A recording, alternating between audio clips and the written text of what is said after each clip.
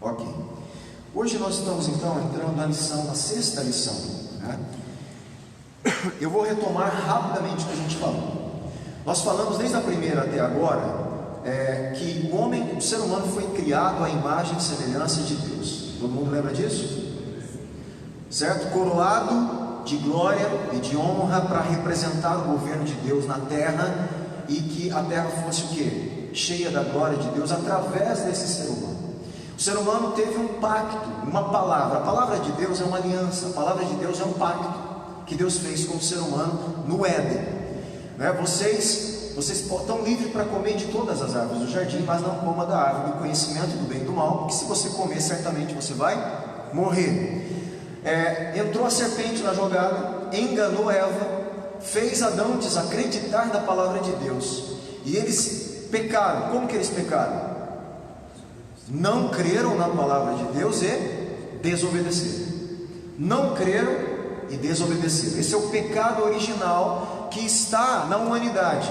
A humanidade, ela não crê na palavra de Deus e desobedece constantemente a palavra de Deus. Ela está morta nos seus delitos e pecados, não podendo se justificar diante de Deus. Por causa disso, Deus teve que criar o quê? Uma obra da redenção. E Deus promete o ungido, Deus promete o Cristo, o Messias, que iria resolver o problema da humanidade. Na sua primeira vinda, Ele resolve o maior problema da humanidade. Qual é mesmo? Separação. A humanidade está separada de Deus, e ela não pode consertar isso.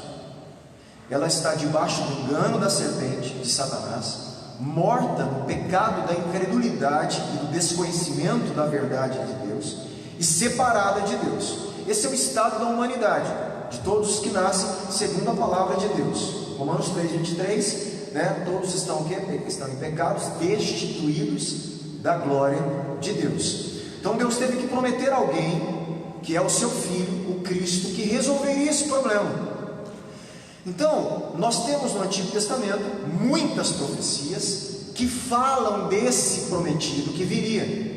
E aí começa a lição de hoje, né? A vida de Jesus. Como a vida de Jesus mostra que Ele é o Cristo. Por que Jesus é o Cristo? Aí nós vamos entender. E nós vimos também que para resolver o problema do ser humano, Jesus, que é o Cristo, o ungido, no Antigo Testamento tinha 3 funções que representavam, que era exemplo, eram tipos do Cristo. Quem lembra quais são? Rei, vamos começar do rei, sacerdote, profeta. Que os reis eram ungidos por Deus para quê? Para vencer os inimigos de Deus, do povo de Deus. Os sacerdotes, para resolver qual o problema? O problema do pecado. E os profetas, através da palavra, reconciliar o povo com Deus. Essas 3 funções são as funções do Cristo, do Messias.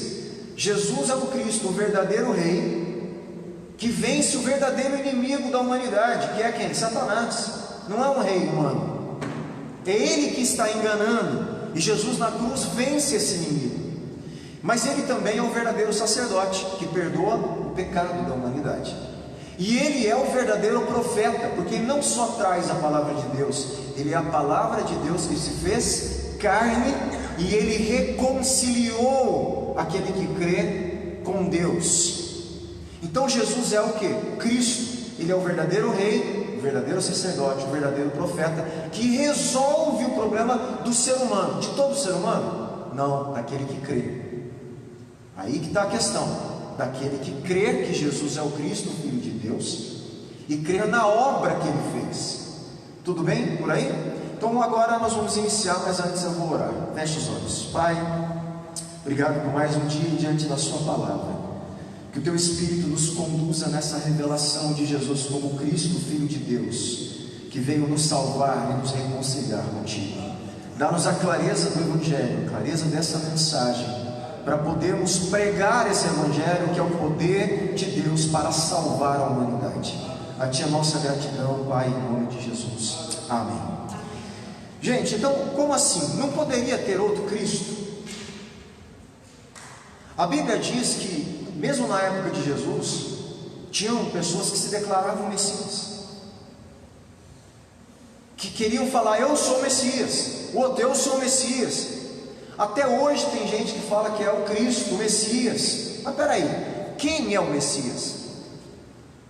Como identificar o Messias? Como saber que Jesus é o Messias? Aí você fala assim, não, porque ele ressuscitou. Tá, mas outras pessoas ressuscitaram.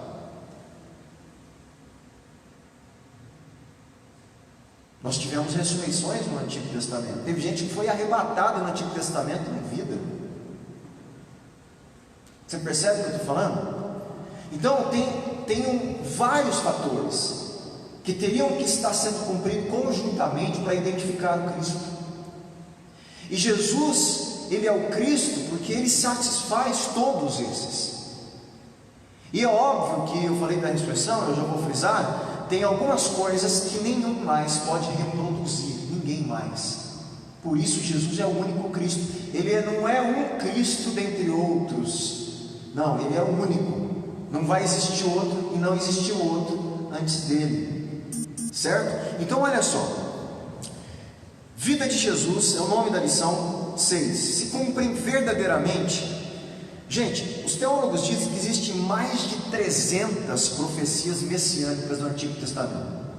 300 profecias que falavam como deveria ser o Cristo e o que ele deveria fazer. Jesus satisfaz e cumpre as 300, mais de 300 profecias. Por isso, quando Paulo entrava lá na sinagoga com os judeus, como que ele pregava o Evangelho? Falando do Antigo Testamento. Ele não precisava do Novo, nem existia. Porque todo o Antigo Testamento fala de quem? Do Messias, do Cristo. Josué é um tipo de Cristo, Abraão é um tipo de Cristo, Isaac é um tipo de Cristo, Noé é um tipo de Cristo, Moisés é um tipo de Cristo. A obra de Moisés tipifica a obra de Cristo. Tudo no Antigo Testamento aponta para aquele que haveria de vir. A função do rei, a função do sacerdote, a função do profeta, tudo isso aponta para aquele que satisfaria a obra verdadeira de todos esses que falharam, mas o Cristo não falharia. Olha só que interessante. Então, vamos ler aqui alguns textos. Gênesis 22, 17 e 18. Pode abrir comigo. O Cristo, ele teria que vir da descendência de Abraão e da descendência de Davi. Tudo bem? Ele teria que ser descendente de Abraão. A linhagem, então, a genealógica, tinha que conseguir chegar lá em Abraão.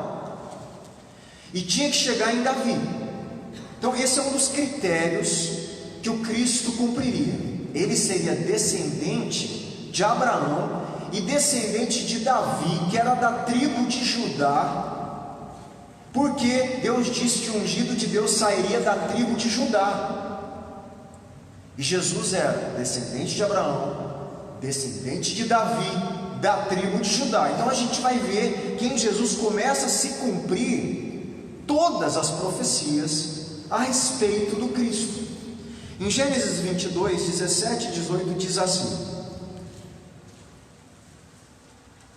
esteja certo de que o abençoarei, quando Deus está falando com Abraão, e farei seus descendentes tão numerosos como as estrelas do céu e como a areia das praias do mar.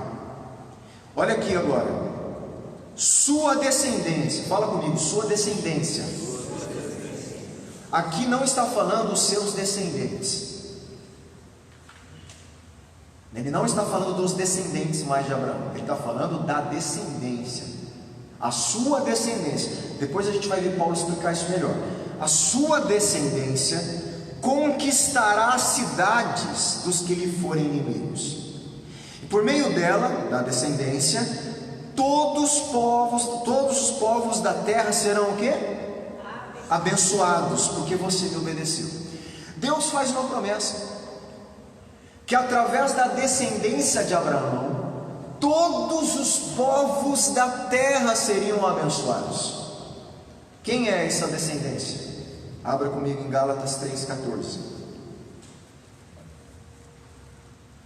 Quando você abrir, fala um amém aí, para eu saber que você encontrou.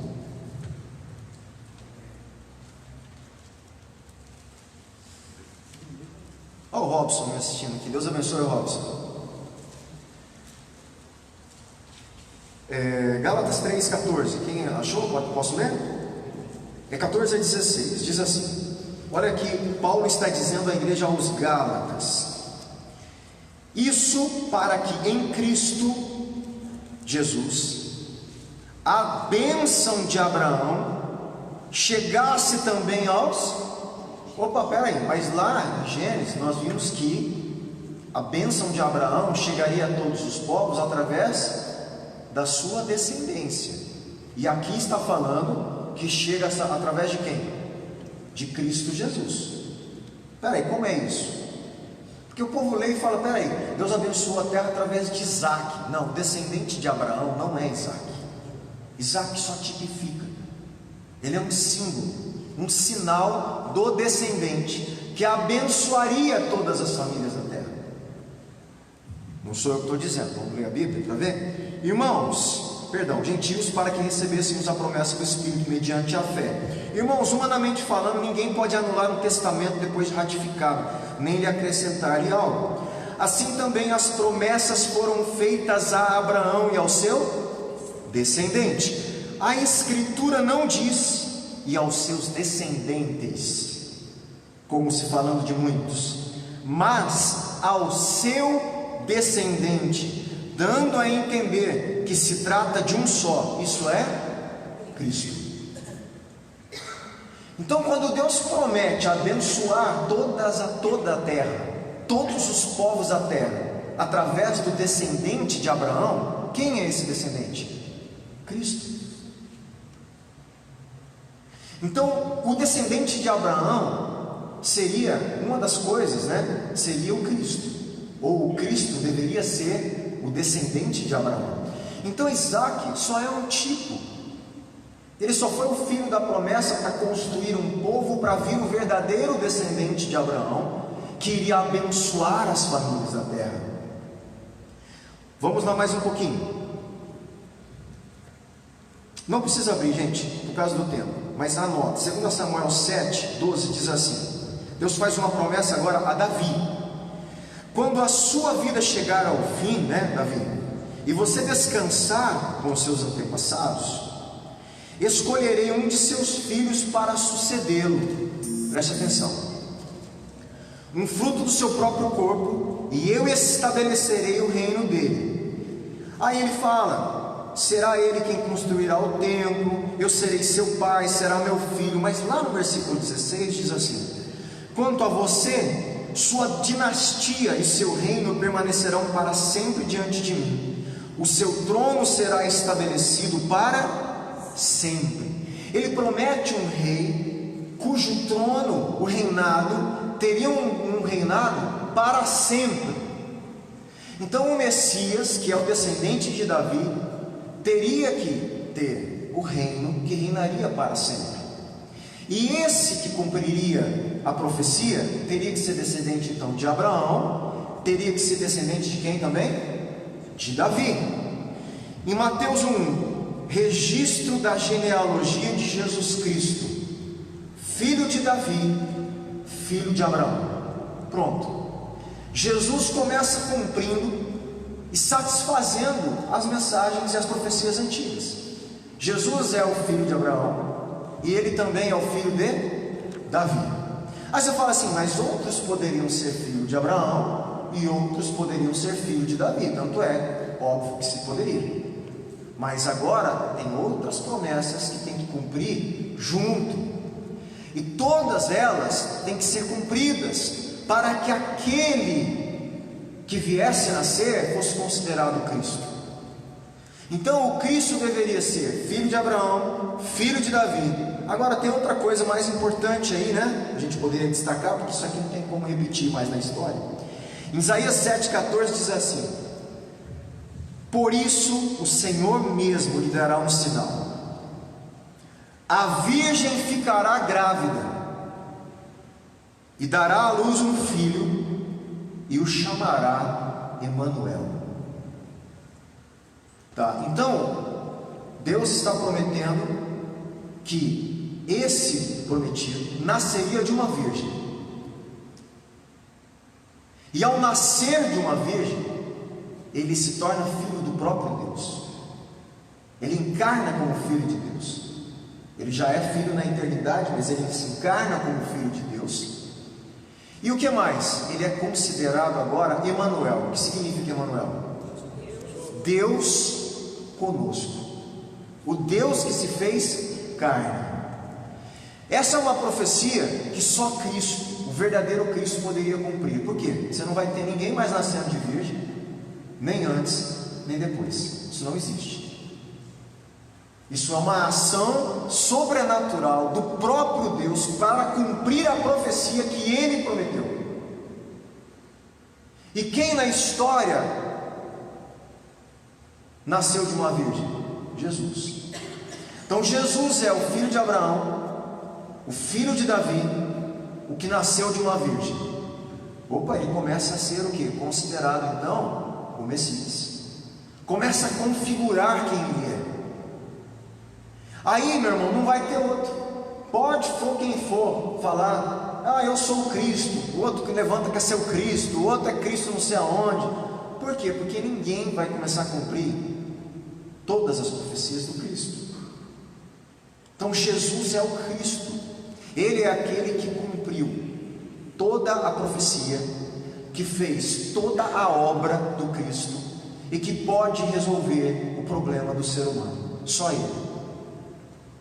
Ainda nós vemos em Mateus, aí você vai ver essa profecia se cumprindo, não vou ler.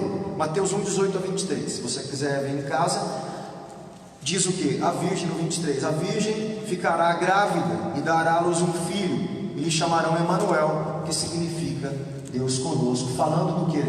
Do nascimento de Jesus, aí, da concepção de Maria em Jesus. Outro critério do Messias, olha que interessante, Miqueias 5:2 diz assim, presta atenção, mas tu, Miqueias é um profeta de Deus, e ele está falando assim, mas tu, Belém era uma cidade, certo? E ele diz a cidade de Israel, ele fala, mas tu, Belém Efrata, embora sejas pequena entre os clãs de Judá, de ti virá para mim aquele que será o governante sobre Israel. Então ele está falando que o governante, o Messias, o verdadeiro rei, deveria ser descendente de Abraão, descendente de Davi, nascer de uma virgem, nascer em Belém. Onde Jesus nasceu? Belém. E o mais interessante, no mesmo texto, gente, olha que coisa fantástica. Ele diz assim, de ti virá aquele que será o governante de Israel, de Belém. Ele está falando que vai nascer de Belém.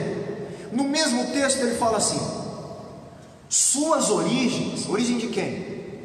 Desse que nascerá em Belém, desse que vai ser o governante de Israel, as suas origens estão no passado distante,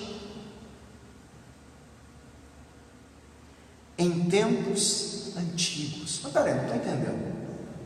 Ele vai nascer em Belém, mas as suas origens estão num passado distante. Quem que só cumpriu isso? Jesus. Porque Jesus nasce em Belém, mas ele existia na eternidade. Ele já existia. João diz como Logos, a palavra de Deus. Ele é eterno, origem distante, um passado distante. Só que esse que já existia, ele vai nascer em Belém. Então Jesus, ele é o Cristo, ele é o único que pode ser descendente de Abraão, descendente, tudo ao mesmo tempo, descendente de Davi, já pré-existir na eternidade, nascer de uma virgem e na cidade de Belém. Pronto, gente, começa a montar um quadro que você fala, não tem outro. Ninguém mais pode satisfazer tudo isso. Então ninguém mais pode ser o salvador da humanidade. Você está me entendendo? Jesus promete o salvador. Então é o que eu tenho falado aqui constantemente. Buda não pode salvar o ser humano, Maomé não pode salvar o ser humano, Gandhi não pode salvar o ser humano. podem ter sido ótimos homens éticos e morais, que deram ensinos bons para a humanidade, mas eles não podem salvar o ser humano, porque eles não eram o Cristo. Só o Cristo pode salvar o ser humano, só esse prometido que deveria cumprir todas essas profecias juntamente. E aí nós vemos também que logo quando Jesus nasce, acontece algo ali, que Herodes dá uma ordem. Quem lembra a ordem? Herodes fica preocupado, Herodes ouviu falar que o governador, o rei de Israel, ia nascer em Belém. Alguém contou para Herodes, ele conhecia as profecias ali talvez, e aí quando falaram, o menino rei nasceu por aí, o que Herodes fala para os magos?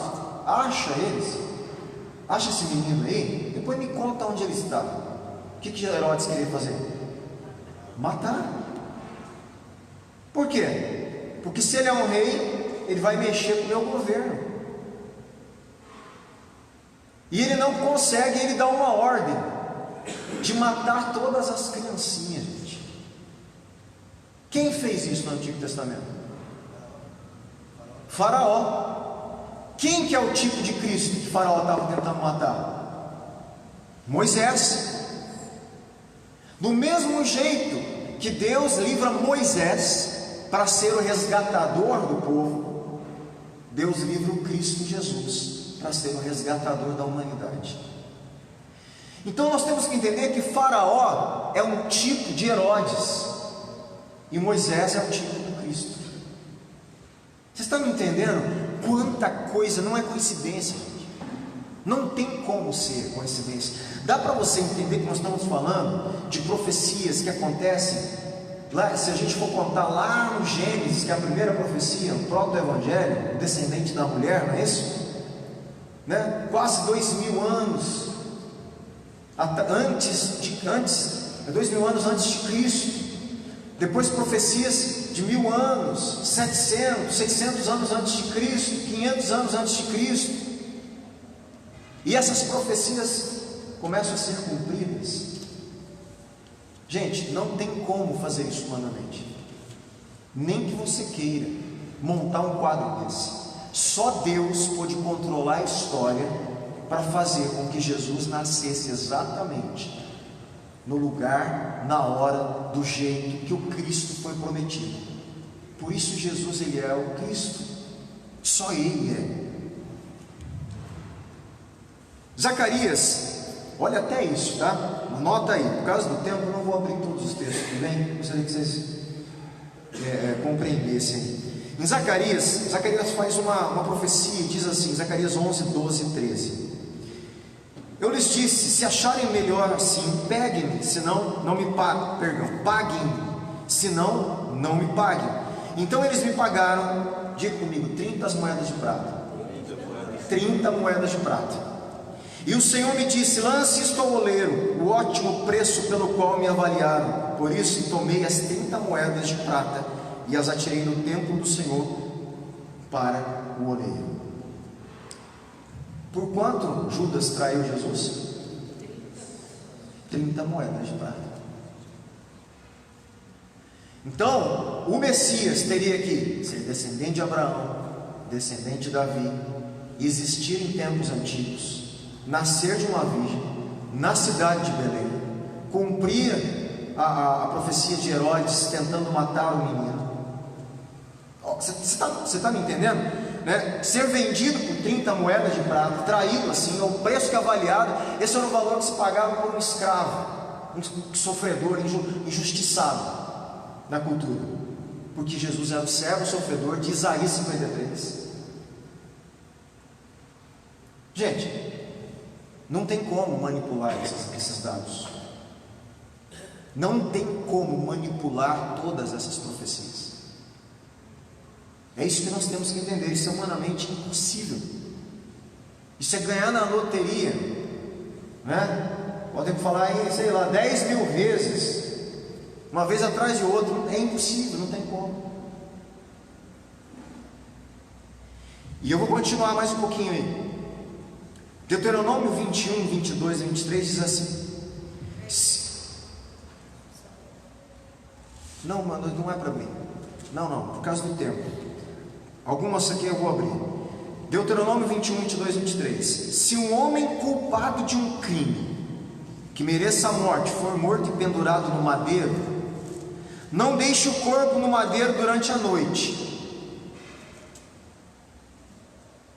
Enterre-no naquele mesmo dia, porque qualquer que foi pendurado no madeiro está debaixo da maldição de Deus. Não contamine a terra que o Senhor, o seu Deus, lhes dá por herança. Agora abra Gálatas 3:13.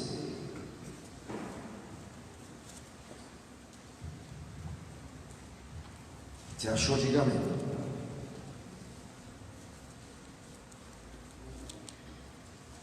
Sim?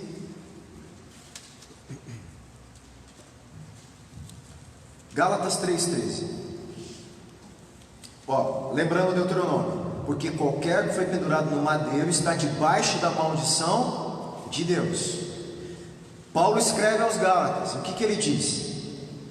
Cristo nos redimiu da maldição da lei. Quando?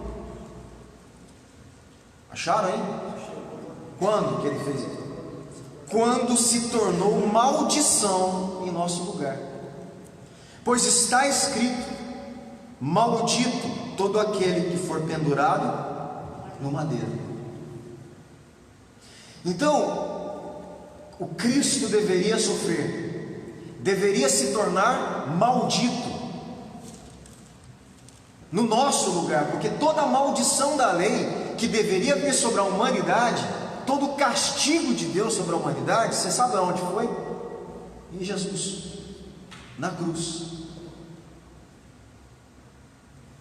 E o lugar aonde ele seria feito maldito, no madeiro, aonde ele foi pendurado.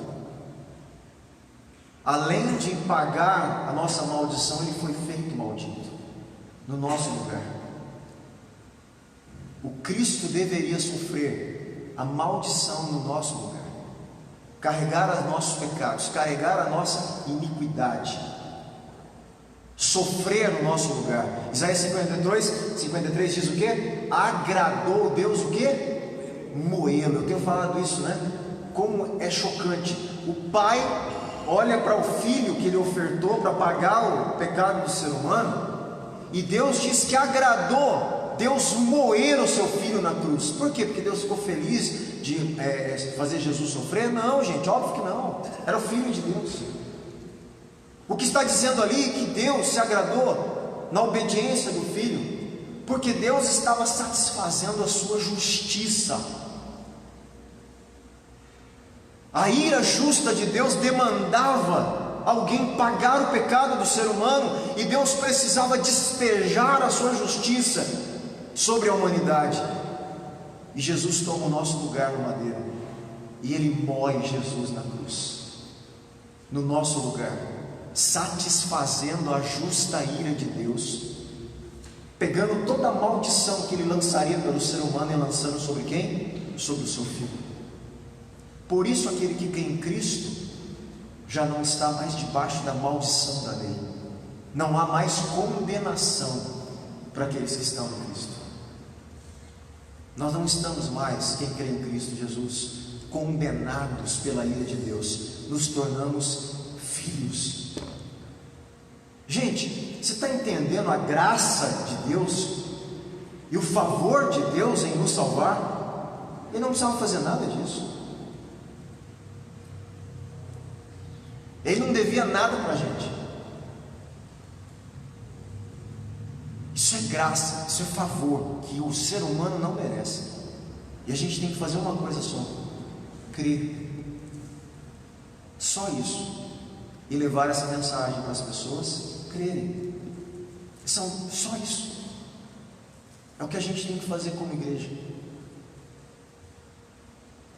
Vamos mais um pouquinho. Outro dado muito interessante. Eu vou ler o Antigo Testamento, você abre o Novo comigo para ver o cumprimento. Isaías 53:9 diz assim: falando do Messias, do prometido, do servo que viria. Foi-lhe dado um túmulo com os ímpios.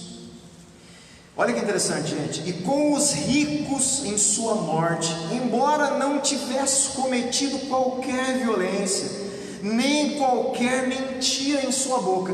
Então esse prometido iria morrer injustamente, porque ele não cometeu crime nenhum, nem mentira, nada. Mas ele seria sepultado no meio de ricos. Será que Jesus cumpriu isso? Mateus, agora pode abrir, Mateus 27, 57. Fala sério, né? Até isso. Tem como cumprir tudo isso, gente? Humanamente falando? Não é impossível. Mateus 27. Imagina, gente, imagina Paulo expondo tudo isso para os judeus, né, nas sinagogas. Devia ser uma aula extraordinária, né? Fantástica. Mateus tinha tudo isso na cabeça, né? Gravado. A gente precisa abrir os textos. Provavelmente Paulo sabia isso em decor. Mateus 27, 57 diz assim: ao cair da tarde, isso depois da morte, da crucificação, ao cair da tarde chegou um homem rico de Arimateia, chamado José, que se tornara discípulo de Jesus. Dirigindo-se a Pilatos, pediu o corpo de Jesus. Pilatos ordenou que lhe fosse entregue. José tomou o corpo, envolveu num limpo lençol de linho e colocou num sepulcro novo. Só rico tinha esse sepulcro. José de Arimateia era o dono do sepulcro e ele era rico. Jesus cumpre a profecia do Cristo, que seria enterrado ali, colocado o seu túmulo no meio dos ricos. Então, túmulo novo, zero em folha, só um rico que tinha isso na época. E veio como doação de quem? José de Arimateia, um rico que se tornou discípulo de Jesus. Gente, é muita coisa para se cumprir. Só Jesus cumpriu todas essas coisas.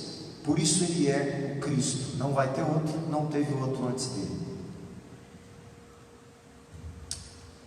Salmo 16:10 ainda diz assim, não precisa abrir: porque tu não me abandonarás no sepulcro, nem permitirás que o teu santo sofra decomposição. Do que está falando? Olha só, alguém seria colocado no sepulcro, morreu, enterrado. Só que esse, que é o que Deus está prometendo, que é o Messias, não ia sofrer o quê? Decomposição. Do que ele está falando? Para não sofrer decomposição, o que tinha que acontecer? Ressuscitar. Ele seria enterrado, mas o corpo dele não sofreria decomposição. Então Jesus, crucificado, colocado no sepulcro, ao terceiro dia ressuscita, sem iniciar o processo de decomposição do seu corpo. Jesus cumpre mais uma profecia. Tá? Olha só o que nós estamos dizendo. Aqui é muito forte também na crucificação de Jesus. Pode ler comigo Mateus 28. Abra comigo Mateus 28.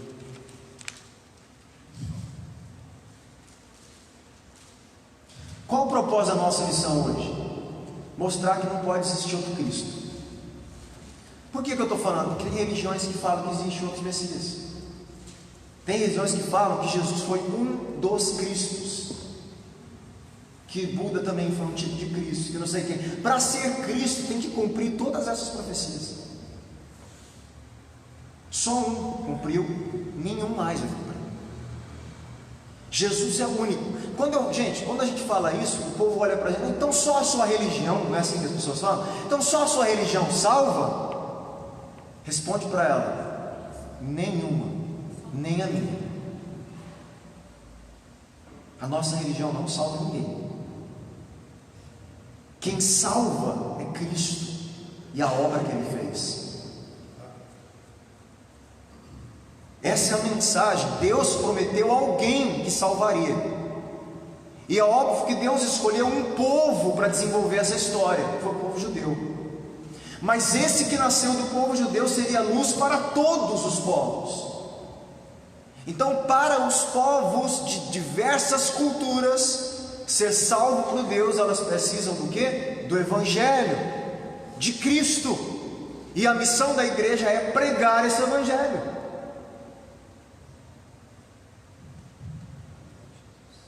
Mateus 28 diz assim no versículo 2: E eis que sobreveio um grande terremoto, pois o anjo do Senhor desceu do céu, e chegando ao sepulcro, rolou a pedra da entrada e assentou-se sobre ela. Sua aparência era como um relâmpago, e suas vestes eram brancas como a neve. Os guardas tremeram de medo e ficaram como mortos. Tinha guarda lá, gente. Sabe quanto pesava uma pedra para abrir esse sepulcro? Toneladas. Se eu não me engano, eram 2 toneladas. Precisavam de vários homens para rolar essa pedra. Foi colocado soldados romanos para guardar a entrada do túmulo, porque tinha uma história que ele podia ressuscitar. E o império falou: os judeus pediram, põe soldado lá, porque se alguém roubar o corpo desse homem aí, eles vão ficar com uma história que ele ressuscitou. Então botaram uma pedra bem pesada, com um soldado na porta, e os soldados viram e tremeram, e o anjo rolou a pedra e sentou ali em cima da pedrinha ali, né? Vai dar uma descansadinha. Os guardas tremeram de medo e ficaram como mortos. O anjo disse às mulheres: não tenham medo, sei que vocês estão procurando Jesus que foi crucificado. Ele não está aqui, ressuscitou, como tinha dito. Jesus falou que ia ressuscitar, nem os discípulos creram. Alguns, Jesus, eu sei que o Senhor vai ressuscitar, né, no final e tal. Porque a ressurreição, né, é um negócio, né, como assim? Porque é contra a ciência, óbvio que é um milagre, é uma intervenção de Deus. Agora, gente, presta atenção. Se Deus, nós que cremos nisso, Deus fez o universo, Deus fez a vida, Deus sustenta a vida. Você acha que Deus, que fez tudo do nada, não pode ressuscitar alguém? Se a gente crer nisso, não tem como não, que Deus não pode fazer alguém nascer de uma virgem. Deus criou as coisas do nada, Deus criou a vida do nada. Deus pegar uma mulher e fazer com que o ventre dela gere outra vida é fichinha. Nós estamos falando de Deus, nós estamos falando de um Deus que não é um Deus criado pela nossa imaginação. Nós estamos falando do Criador do céu e da terra, de um Deus que é eterno, que existe antes do espaço e do tempo, que tudo é obra da mão dele. Para ele fazer um milagre, nós temos que entender, não existe problema nenhum para Deus em fazer Jesus andar sobre as águas, Jesus nascer de uma virgem, morrer e ressuscitar. Isso para ele é fichinha. Nós estamos falando de Deus, não estamos falando de uma historinha de outra coisa. Se Deus é Deus, isso para ele é tranquilo, não pode ser diferente. E começa então, né, a gente vê todo esse cumprimento messiânico, cristológico. O Messias também deveria cumprir uma missão, ele deveria pregar sobre o reino de Deus, levar consolação, não é isso? Abrir as vistas aos cegos, tudo isso o Messias tinha que fazer, estava prometido. O que Jesus fez? Tudo isso, né? Não abra não, gente. Mateus 4:23. Jesus foi por toda a Galiléia, ensinando nas sinagogas deles, pregando as boas novas do reino, curando todas as enfermidades e doenças entre o povo. Então o que Jesus fazia? Ensinava, o Messias iria ensinar, pregava o Evangelho, falava do reino de Deus, o Messias ia trazer o reino de Deus, e ele curava, o Messias iria curar, e ele curava. Todas as curas, sinais, maravilhas que Jesus fez era para confirmar que ele era o Cristo. Abra comigo, esse versículo você tem que decorar, João 20. Esse a gente vai ler várias vezes, não sei se você vai decorar até o final. João capítulo 20. Quem achou aí, diga amém. João capítulo 20, versículo 30, diz assim: Jesus realizou na presença dos seus discípulos muitos outros sinais miraculosos que não estão registrados neste livro. 31. Mas estes sinais miraculosos, foram escritos para quê?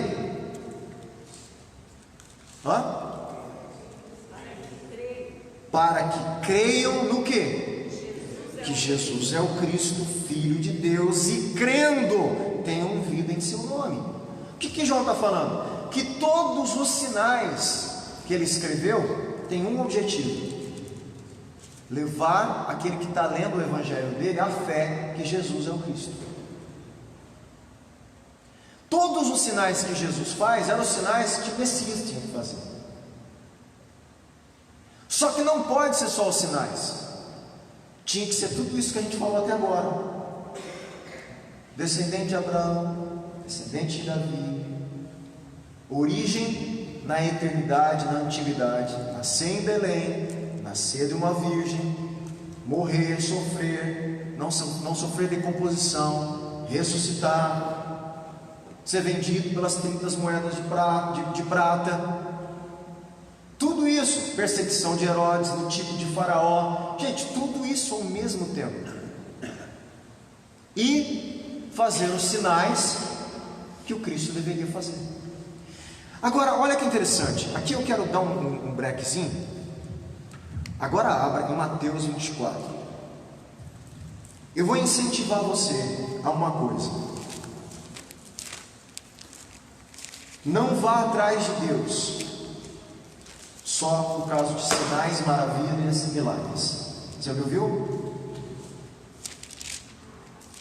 O teu problema, o meu problema, o problema da humanidade é que ele está separado de Deus.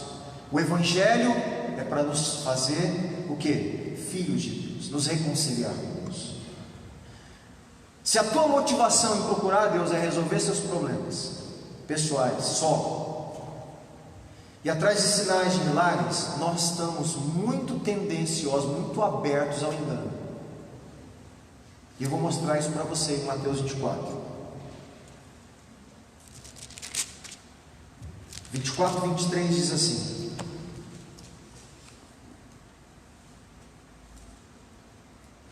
se então, Jesus está falando isso, tá? Se então alguém disser, ele está falando dos sinais dos tempos, tá? Ele está falando dos sinais dos tempos. Ele fala assim: se então alguém disser, vejam, aqui está o Cristo, ou ali está ele, o que Jesus fala? Não acreditem. 24. Pois aparecerão falsos, diga comigo, falsos cristos. Na história da humanidade, sempre se levantou e se levantará falsos cristos e falsos profetas. Como eles enganam os falsos cristos e os falsos profetas? Pois aparecerão falsos cristos e falsos profetas, que realizarão grandes sinais e maravilhas, para, se possível, enganar até você, os eleitos. Não ache porque em algum lugar estão acontecendo milagres e maravilhas que aquilo é de Deus. Cuidado, não sou eu que estou falando, são palavras de Jesus. Os eleitos seriam enganados por falsos profetas e falsos cristos que realizariam grandes sinais, milagres, enchendo os nossos olhos.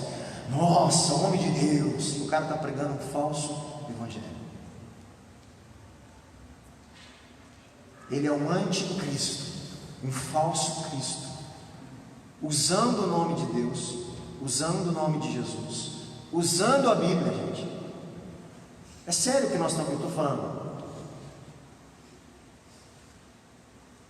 Por isso a necessidade de conhecermos realmente o Evangelho, a Cristo, a mensagem, a obra de Cristo, a fé que salva. Se nós não entendemos isso, qual é o verdadeiro problema que Cristo veio resolver na cruz? nós seremos enganados.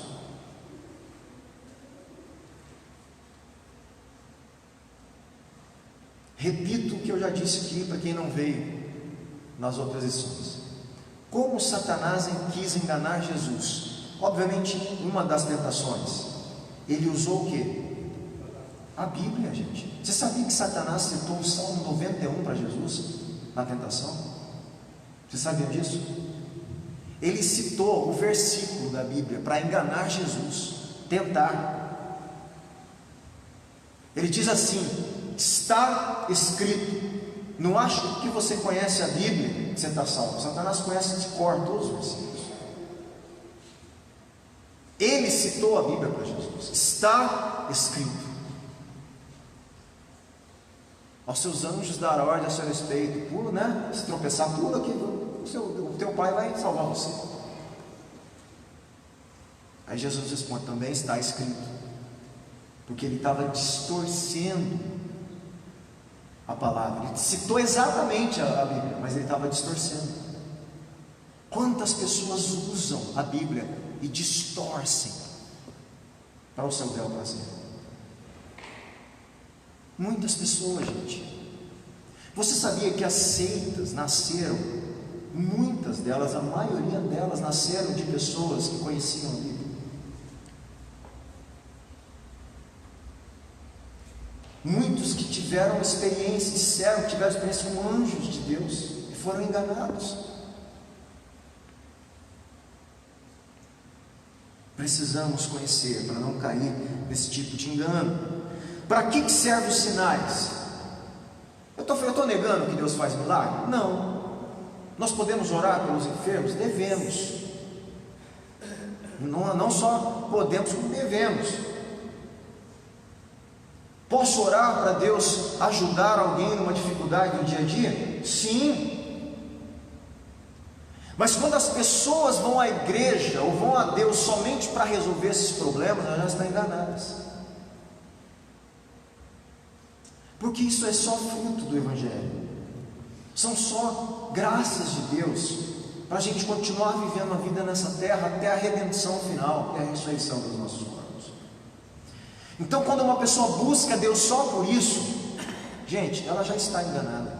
Ela não entendeu o que Cristo é. Ela precisa rever a sua fé.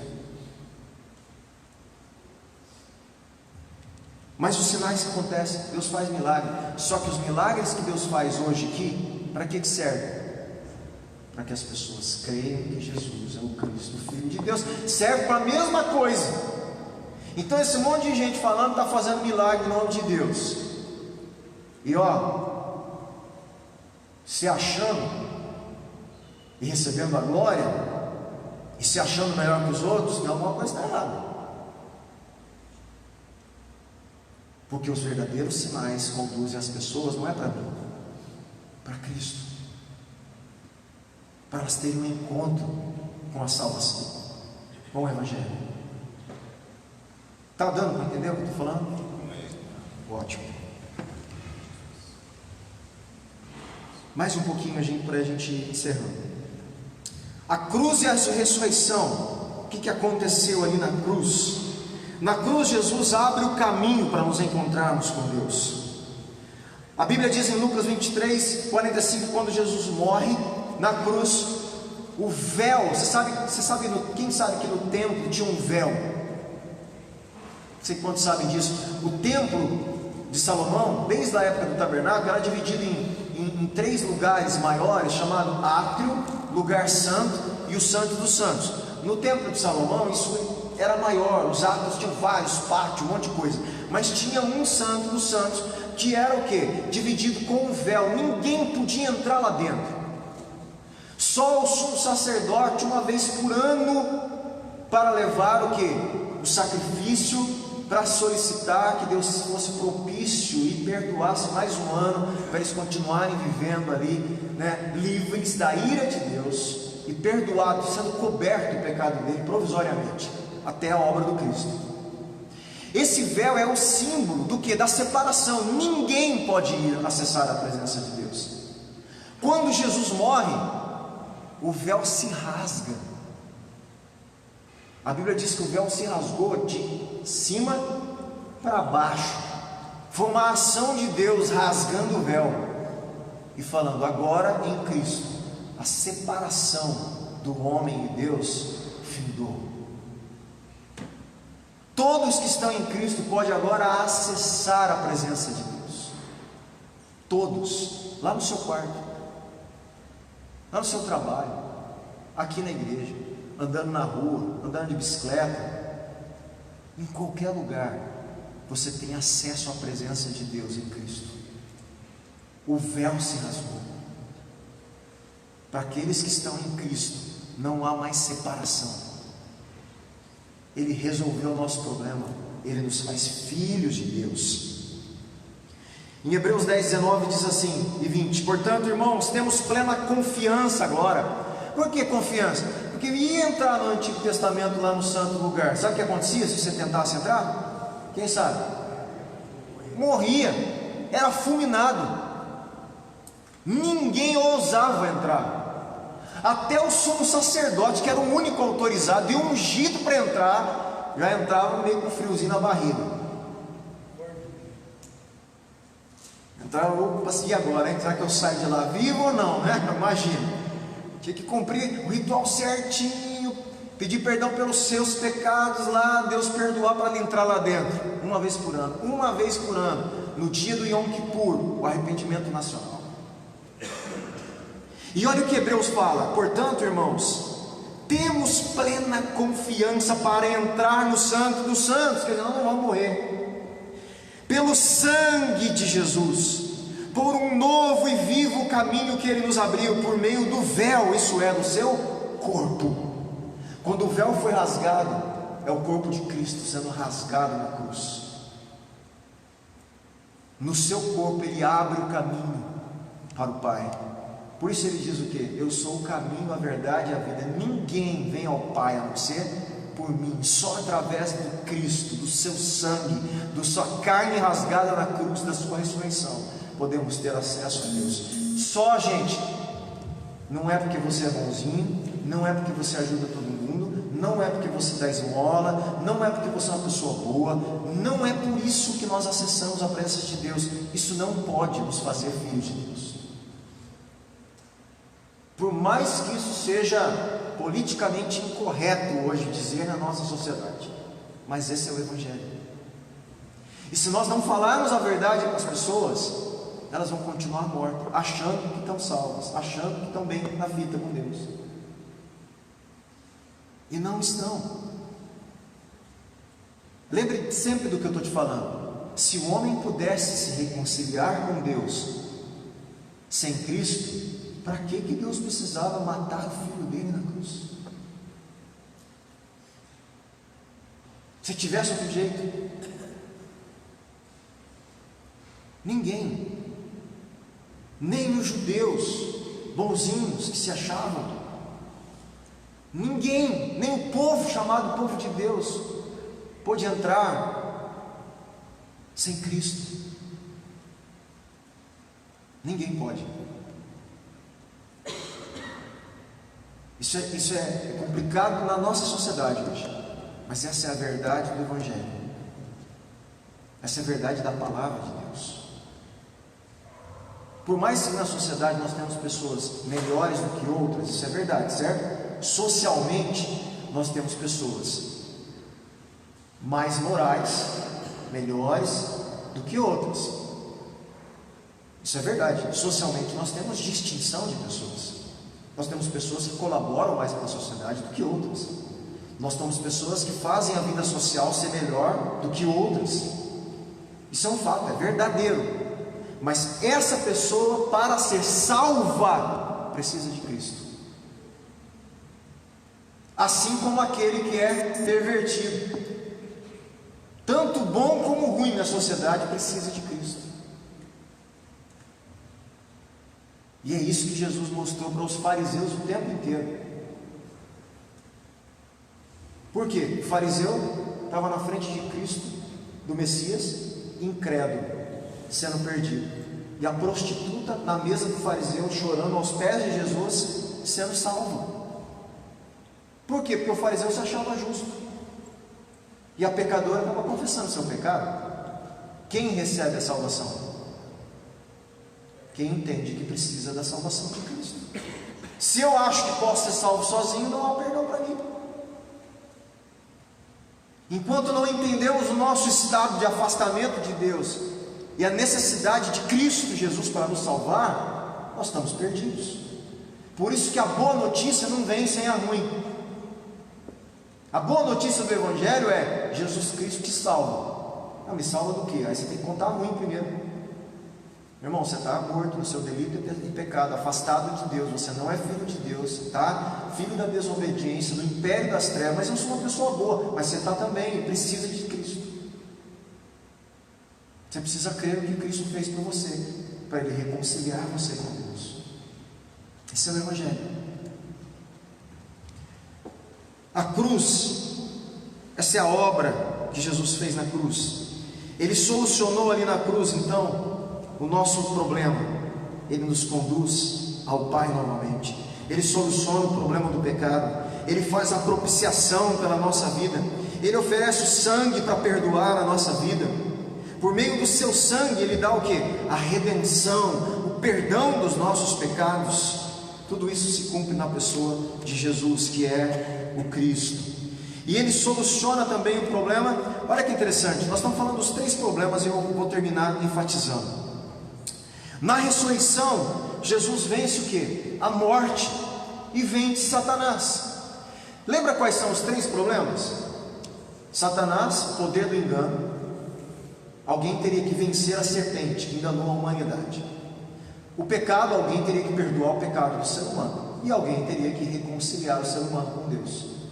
Jesus, por ser o Cristo, que nasceu de uma virgem, que era eterno, nasceu em Belém, sofreu como foi prometido, morreu na cruz, no seu sangue, na sua carne, rasgou o véu do templo, perdoou o nosso pecado, destruiu as obras de Satanás ao ressuscitar e nos reconciliou com Deus.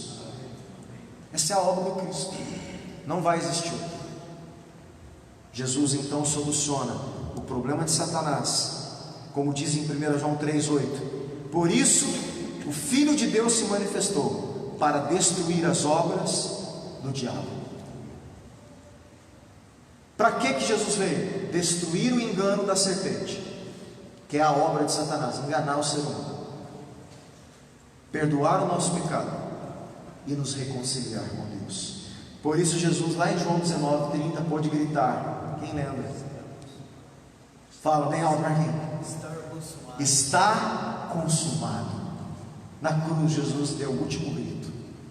Antes de morrer e expirar, Ele diz: está consumado. O que é isso? A obra está feita.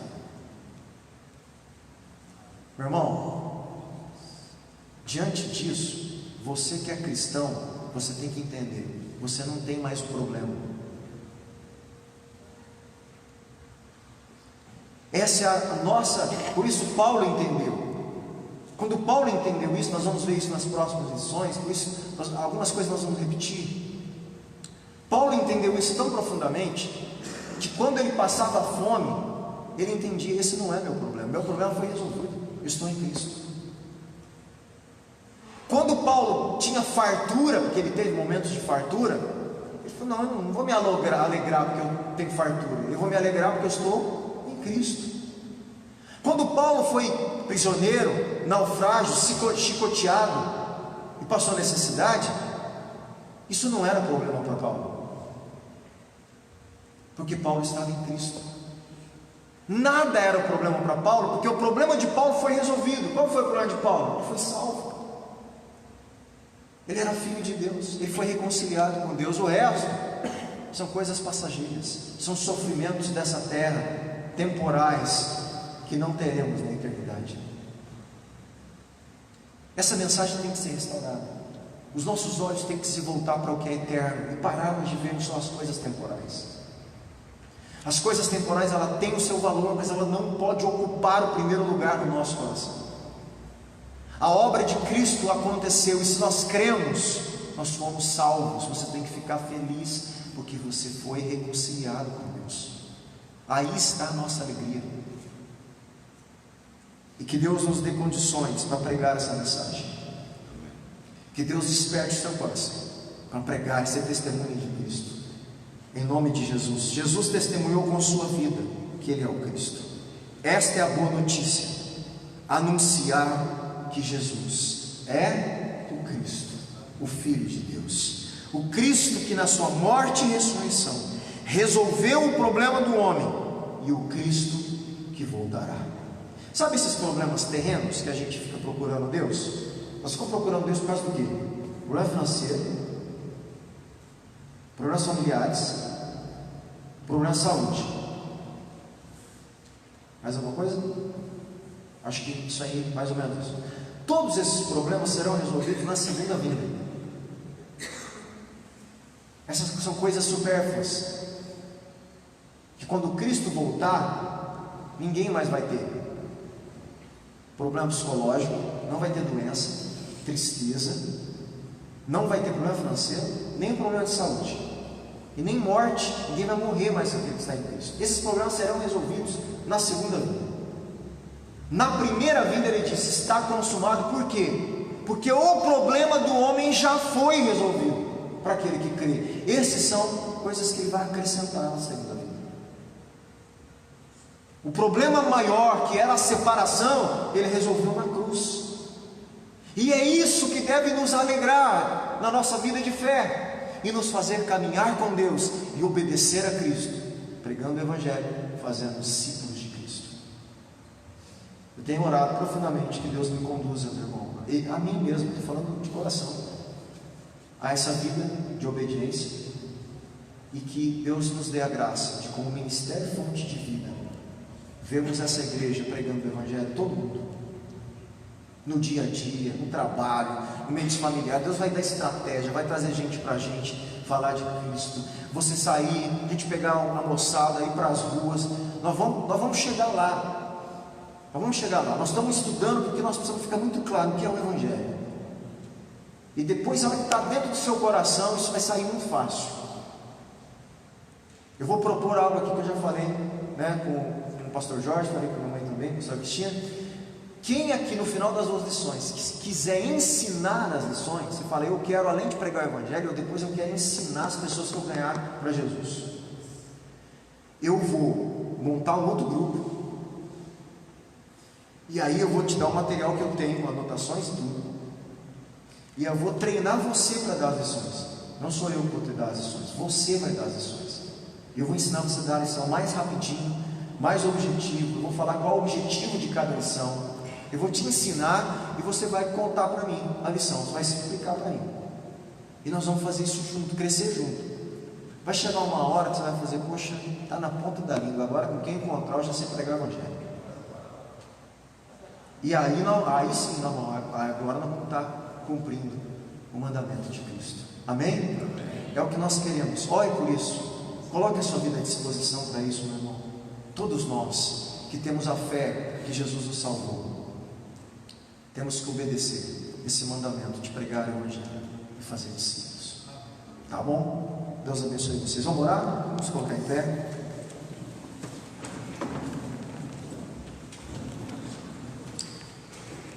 Pai, obrigado mais uma vez pela sua palavra, que é viva e eficaz.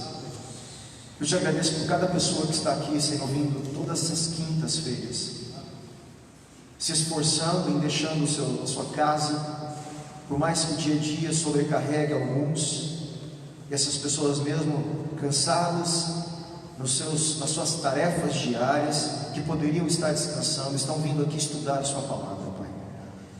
Que eles possam fazer isso não por obrigação, mas, Senhor, gera uma satisfação no coração deles de ouvir o Evangelho, de fazer isso com um coração tão alegre e feliz, que eles se tornem a cada dia realmente cristãos, representantes de Cristo, pequenos cristos, que podem levar essa mensagem para frente. Que o Senhor daqui desse lugar possa levantar pessoas, homens dignos, os homens de paz, mulheres de paz, casas de paz, como nós vamos ver, terreno, terra boa, que vão dar fruto a 30, 60 e 100 por um. e alcançar muitas outras vidas aqui em Penápolis, em outras cidades da região e até em outros países, que possamos aqui, Pai, viajar junto com algumas pessoas aqui para outros lugares. Senhor, faça do Ministério Fonte de Vida uma igreja que tenha acesso às nações e que as nações tenham acesso a nós, que sejamos parte realmente do fluxo do reino de Deus, dos países que o Senhor tem nos dado irmãos em Cristo Jesus, e que o Teu nome seja glorificado acima de tudo. É o que pedimos, em nome de Jesus. Amém, Pai. Deus abençoe, meus irmãos.